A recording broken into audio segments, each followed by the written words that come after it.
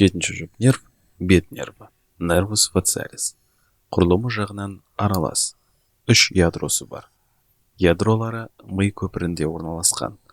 Бірінші ядро – нуклеус нерви фациалис, қозғалтқыш. Екінші ядро – нуклеус сальваторий супериор, парасимпатикалық. Үшінші ядро – нуклеус трактус солитарий, сезімтал. Ми бағаннан көпір мишық бұрышы арқылы шығады. Кейін бас сүйегіне порус акустикус интернус арқылы кіріп, пирамида осіне перпендикулярлы бағытта каналис фациалис бойымен жүреді. Хиатус каналис нерви петрози майористен 90 градусқа бұрылып, пирамида осіне параллель жүреді. Бұрылған аймақта геникулум, яғни бет нервінің тізешігі түзіледі. Бет нерві кейін вертикальді тік бағытта төмен қарай форамен стиломастоидиум, яғни біз емізік тесігі арқылы бас сүйектен шығып кетеді. Ал осы бұрылған аймақта екінші геникулум қалыптасады. Әр ядроның жолдарын жеке қарастыратын болсақ, нуклеус сальваторий супериор, каналис фациалиспен келе жатып, бір тармағы нервус петрозис майерді түседі. Ол өз кезегінде хиатус каналис нерви петрозис майорис арқылы бөлініп, сулкус петрозис майер бойымен жылжып, форамен лацерум арқылы ортаңғы ми шұңқырынан шығып кетеді. Кейін симпатикалық нервус петрозис профундамен бірігіп, BDF немесе қанат таңдай каналы нервін нервус каналис птеригоидеусты түзеді.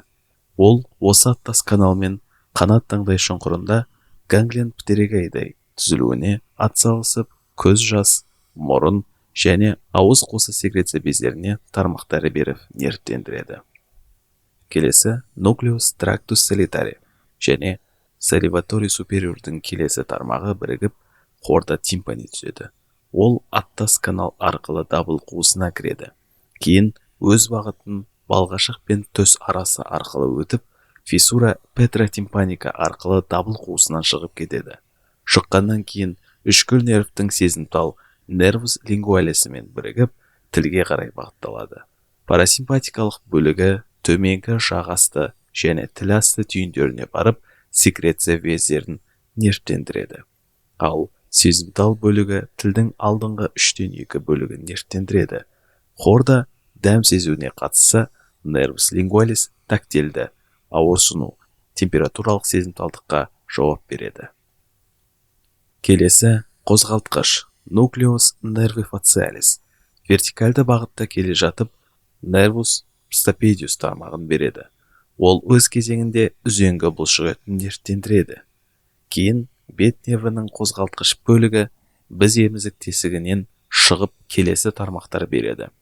Нервус аурикуля постериор, рамус дигастрикус, рамус стилоидеус. Одан кейін құлақтың алдына айналып өтіп, құлақ маңға безге еніп, плексус интрапаратидиусты түзеді. Одан мимикалық бет бұлшықеттерін нервтендіретін 5 тармақ тарайды. Рамус темпоралис, рамус зигоматикус, рамус букалис, рамус маргинали мандибулярис, рамус коли. Видео ұнаса, арнаға қолдау көрсетуіңізді сұраймын.